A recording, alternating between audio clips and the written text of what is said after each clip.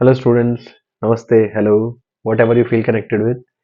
Myself Umesh Sharma और मैं आपके लिए यहाँ पे COT के बारे में आपको गाइड करने के लिए आया हूँ और मैं यहाँ पे भीष्म एकेडमी के साथ एज एन इकोनॉमिक्स फैकल्टी आपको इकोनॉमिक्स के बारे में पढ़ाऊंगा। तो COT के अंदर हमें इकोनॉमिक्स से रिलेटेड किस तरीके से हम इकोनॉमिक्स को अप्रोच करना चाहिए, क्या हमारी अप्रोच रहनी चाहिए, हम उसके बारे में बात करेंगे। हमारा सिलेबस क्या है, हम उसके बारे में बात करेंगे। उससे पहले थोड़ा सा इंट्रोडक्शन मेरे बारे में और हमारी एकेडमी के बारे में। हमारी एकेडमी भीष्म एकेडमी है और हम यहाँ पे COT इकोनॉमिक्स के बारे में बात करेंगे। उससे पहले अपने बारे में, मैं Umesh Sharma, masters in economics, और आपको इकोनॉमिक्स के बारे में यहाँ पे बताऊंगा और आपको समझाऊंगा पूरे सिलेबस के बारे में। और इस पूरे COT के जो कॉन्सेप्ट को हमारे को फाउंडर, हमारे फाउंडर मिस्टर अभिषेक गुप्ता ये लेकर के आए हैं। और इनका जो मेन कॉन्सेप्ट है वो कॉन्सेप्ट ये है कि किस तरीके से जो है हम एजुकेशन को इस तरीके से इफेक्टिव बना सके कि हम कम से कम टाइम में और जो है ज्यादा से ज्यादा क्वालिटी कंटेंट प्रोवाइड कर सके अपने स्टूडेंट्स को। ठीक है, irrespective of place, irrespective of price. तो इस पूरे कॉन्सेप्ट को इंट्रोड्यूस किया है हमारे अभिषेक गुप्ता सर ने और वो जो है इस पूरे प्रोग्राम को बना रहे हैं, डिजाइन कर रहे हैं एक तरीके से। और हम एज अ फैकल्टी उनके साथ जुड़े हैं। तो अब हम बात करते हैं थोड़ा सा इकोनॉमिक्स के बारे में। ये, क्या आप एग्जाम के लिए रेडी हैं, COT के लिए? तो एग्जाम के लिए रेडी होने से पहले आपको पहले सिलेबस समझना पड़ेगा, तो मैं आपको थोड़ा सा सिलेबस की तरफ ले चलता हूँ। तो पहले सिलेबस समझेंगे, उसके बाद हम किस किस तरीके से अप्रोच करेंगे आने वाले लेक्चर्स में। हम ये देखेंगे कि हम चैप्टर्स वाइज अप्रोच कर रहे हैं और उन चैप्टर से रिलेटेड कुछ MCQs के बारे में भी डिस्कस कर रहे हैं। तो पहले सिलेबस समझते हैं आज की वीडियो में, उसके बाद हम बात करेंगे चैप्टर वाइज हर एक टॉपिक के बारे में। तो आप सभी COT.samarth.ac.in इस वेबसाइट पे जा सकते हैं। इस वेबसाइट पे जा सकते हैं और इस वेबसाइट पे जा करके आप जब स्क्रॉल करेंगे तो उसमें आपको सिलेबस का ऑप्शन आएगा, उसके अंदर आपको इकोनॉमिक्स के सिलेबस को डाउनलोड करना है। जब आप डाउनलोड करेंगे, डबल क्लिक करेंगे इस पे, तो आपको एक नई विंडो शो होगी जिसके अंदर आप इकोनॉमिक्स के सिलेबस को समझ पाएंगे।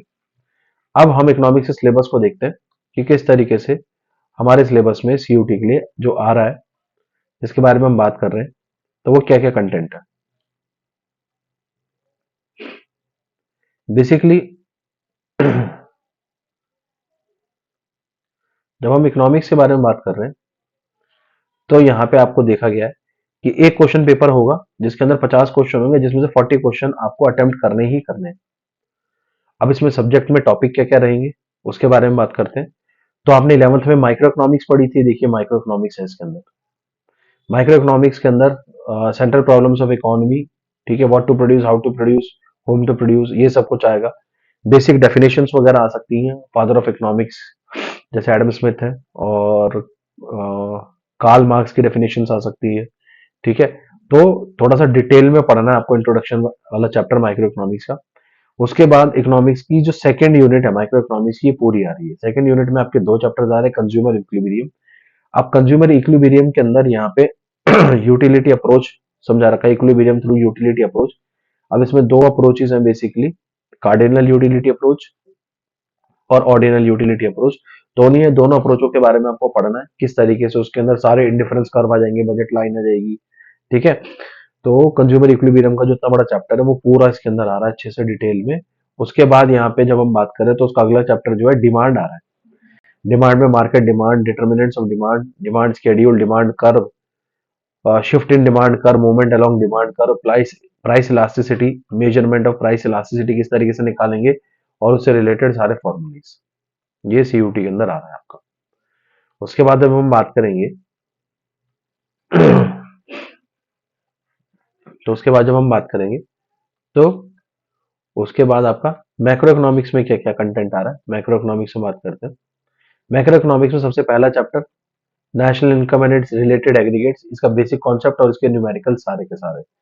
इसमें आपका सर्कुलर फ्लो ऑफ इनकम आएगा, ठीक है, जिसके अंदर हम बैंक सेक्टर बनाते हैं एक साइड, हाउस होल्ड बनाते हैं, और सर्कुलर फ्लो डायग्राम जो बनाते हैं, GDP, GNP, NNP, NDP, ये सब कॉन्सेप्ट्स आएंगे इसके अंदर। Value added method, income method, expenditure method से रिलेटेड क्वेश्चंस आपको बनाने आने चाहिए इसके अंदर। सबसे पहले तो मेथड ही समझना आपको आना चाहिए कि क्या मेथड है, उसके बाद तो आप इसके क्वेश्चंस कर पाएंगे। उसके बाद सबसे इंपॉर्टेंट चैप्टर और सबसे बड़ी unit, determination of income and employment. इसके अंदर सारे इंपॉर्टेंट टॉपिक्स है। एग्रीगेट डिमांड, एग्रीगेट सप्लाई का कॉन्सेप्ट इंपॉर्टेंट है। Propensity to consume, propensity to save, ये बहुत इंपॉर्टेंट टॉपिक है, जिसके अंदर प्रोपेंसिटी ऑफ कंज्यूम हमें पता है 1 - b होता है। प्रोपेंसिटी टू सेव हमें पता है कि वो बी होता है। किस तरीके से हम उसको सॉल्व करते हैं, ठीक है। वॉलंटरी और इनवॉलंटरी अनएम्प्लॉयमेंट, फुल एम्प्लॉयमेंट वाली कंडीशंस जब हम इक्विलिब्रियम अचीव करते हैं। Determination of income and employment, two sector model हमें पढ़ना है।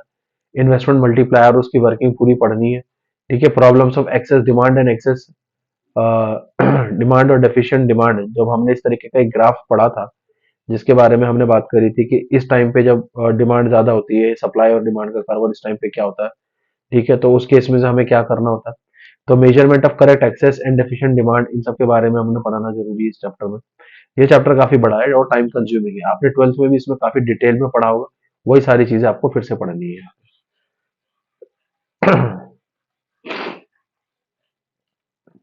उसके बाद उसके बाद मनी बैंकिंग के बारे में, ठीक है। मनी के कॉन्सेप्ट को, मनी क्या है, उसका एवोल्यूशन किस तरीके से, सेंट्रल बैंक के सारे कॉन्सेप्ट, और आपने सेंट्रल बैंक के सारे फंक्शंस भी पढ़े हैं, जैसे lender of last last resort, और किस तरीके से गवर्नमेंट का एडवाइजर की तरह काम करता है और उसकी पूरी प्रॉपर फंक्शनिंग के बारे में बात करेंगे। कमर्शियल बैंक और उसकी फंक्शनिंग के बारे में बात करेंगे। वहीं पे जो है हम गवर्नमेंट बजट के बारे में, गवर्नमेंट बजट के ऑब्जेक्टिव के बारे में, और classification of receipt, revenue receipt, capital receipt आपको पता ही है क्या होता है। रेवेन्यू एक्सपेंडिचर और कैपिटल एक्सपेंडिचर आपको पता ही है। बैलेंस्ड बजट, सरप्लस बजट और डेफिसिट बजट, इसके बारे में आपको डिटेल में समझना है। रेवेन्यू डेफिसिट, फिस्कल डेफिसिट और प्राइमरी डेफिसिट के बारे में पढ़ना है और उसके न्यूमेरिकल्स को सॉल्व करना है। इतनी बात समझ में आ गई आपको। उसके साथ ये ये जो मैक्रो इकोनॉमिक्स में आप पढ़ रहे हैं, उसके साथ साथ balance of payment, foreign exchange और बैलेंस ऑफ पेमेंट वाली यूनिट पूरी की पूरी यहाँ पे है। आपको किस तरीके से फॉरेन एक्सचेंज रेट को हम मैनेज करते हैं, फिक्स्ड और फ्लेक्सिबल दोनों ही आ रहा है। उनके मेरिट डिमेरिट के बारे में, ठीक है। यहाँ पे मिक्स्ड उसके बारे में नहीं आ रहा, फॉरेन एक्सचेंज रेट के बारे में बात कर रहा था यहाँ पे आपसे। तो बैलेंस ऑफ पेमेंट के अंदर आपको फॉरेन एक्सचेंज रेट के बारे में पूरा बात करनी है, फ्लेक्सिबल और फिक्स्ड, और उनके मेरिट्स डिमेरिट्स के बारे में बात करेंगे, और किस तरीके से जो एक्सचेंज रेट है वो डिमांड एंड सप्लाई डिटरमाइन करता है, इसके बारे में बात करेंगे। रिसेंट एक्सचेंज रेट इशू, इसके बारे में बात करेंगे। तो इतना सारा जो है आपका, मतलब पूरी की पूरी माइक्रो मैक्रो इकोनॉमिक्स तो पूरी ही आ रही है इसके अंदर, अगर आप देख पाए तो। और उसके साथ हम इंडियन इकोनॉमिक्स के बारे में बात करेंगे, जो काफी डिटेल्ड में हम थियोरेटिकल बात कर रहे हैं। उसमें हम यहाँ पे बात करेंगे, आपका जो पहला चैप्टर है Indian economy on the eve of independence, वो नहीं आ रहा है। सेकंड चैप्टर आ रहा है डेवलपमेंट एक्सपीरियंस के, किस तरीके से इकोनॉमिक रिफॉर्म्स बनाए गए 1950 से 1991 तक, 90s तक से समझ लीजिए। इसके अंदर ग्रीन रेवोल्यूशन वाला कॉन्सेप्ट भी आएगा। उसके बाद इकोनॉमिक रिफॉर्म्स किस तरीके से बनाए गए, एलपीजी, उसके बारे में हम यहाँ पे बात कर रहे हैं। और आईपीआर पॉलिसी और एसएसआई के रोल और उसकी इंपॉर्टेंस, इन सब के बारे में हम बात कर रहे हैं। उसके बाद current challenges facing Indian economy, इससे रिलेटेड जो है हम बात अगर कर रहे हैं, तो उनमें ये सारे चैप्टर्स आएंगे इस यूनिट के अंदर। पॉवर्टी आएगा पूरा प्रॉपर तरीके से, ह्यूमन कैपिटल फॉर्मेशन पूरा चैप्टर है, रूरल डेवलपमेंट आपको पता ही है, एम्प्लॉयमेंट पता है, इंफ्रास्ट्रक्चर जो आपका कट गया है उसमें, सीबीएसई में वो उसमें आ रहा है। सस्टेनेबल इकोनॉमिक डेवलपमेंट, ये पूरा चैप्टर आ रहा है, ठीक है। तो ये सारा जो है बेसिकली इंडियन इकोनॉमिक्स का सिलेबस है। उसके साथ सबसे इंपॉर्टेंट चैप्टर इंडियन इकोनॉमिक्स है comparative development, development experience of India and comparison with its neighbour like India Pakistan, India China. और इनके सेक्टोरल डेवलपमेंट के बारे में हम बात करेंगे डिटेल में, किस तरीके से ह्यूमन डेवलपमेंट इंडिकेटर्स यहाँ पे काम कर रहे हैं, किस तरीके से इनकी इकोनॉमिक ग्रोथ है, पॉपुलेशन, सबके बारे में बात करेंगे। तो बेसिकली सीयूटी के लिए अगर आप देखें तो जो आपका सिलेबस है, ये पूरा 12th का syllabus with 2 units of 11th syllabus है, ठीक है। तो काफी बड़ा सिलेबस है इकोनॉमिक्स का, काफी डिटेल में। तो हम जो है वीडियो वाइज, एक एक चैप्टर वाइज इसको कंप्लीट करेंगे, और हर एक चैप्टर कंप्लीट होने के बाद उससे रिलेटेड कुछ एमसीक्यूज देखेंगे, जो इकोनॉमी में सीयूटी के टाइम आता है, यानी पेपर में आते हैं। और उसके साथ कुछ प्रैक्टिस क्वेश्चन आपको देंगे ताकि आप उसको सॉल्व कर पाए। तो हम चैप्टर को बहुत डिटेल में समझेंगे, और उन सारी वीडियोस को जब आप देखेंगे तो उन सारी वीडियोस को आप एज अ सीबीएसई के लिए भी यूज कर सकते हैं, क्योंकि ये वीडियोस काफी डिटेल में रहेंगी आपके लिए, आपके नॉलेज के लिए। और ये आपको एक क्विक रिवीजन भी देगी सीबीएसई पेपर में, अपने 12th के बोर्ड के पेपर्स के लिए, और साथ साथ में आपको सीयूटी के लिए प्रिपेयर करेगी। ठीक है, तो हम मिलते हैं सीरीज में, पूरी वीडियो सीरीज के अंदर, जिसमें हम एक एक चैप्टर के बारे में बात करेंगे। और उम्मीद करते हैं कि आप बहुत डिटेल में, बहुत अच्छे से, बहुत ध्यानपूर्वक पढ़ेंगे उस चीज को। ठीक है, तो मिलते हैं अब पहले चैप्टर में। Bye bye.